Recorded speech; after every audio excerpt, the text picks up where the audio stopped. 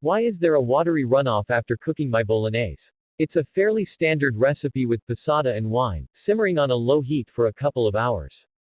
After stirring and putting the bolognese onto the pasta, after a couple of minutes the sauce separates a watery runoff onto the bottom of the plate. The pasta is fully drained, and the bolognese seems good in the pot. How can I reduce the wateryness? Simply cook the bolognese for much longer.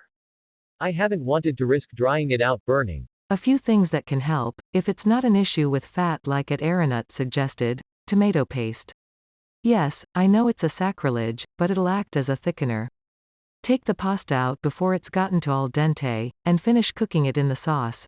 The pasta will absorb any extra liquid, and help to thicken the sauce. Do not rinse off the pasta after you drain it. Way too many people do, and it washes off the starch that you want for the sauce to bind to the pasta properly, and may introduce extra water. That runoff you're seeing is probably not water, but fat separating. Touch or taste a bit of the liquid. If it seems oily at all, then it's fat. When making bolognese, if you don't want this to happen, you need to frequently skim off the fat that rises to the top. If you just stir it back in, it will separate again later. You should also cook it slowly, skimming often, for a good 4 hours or so.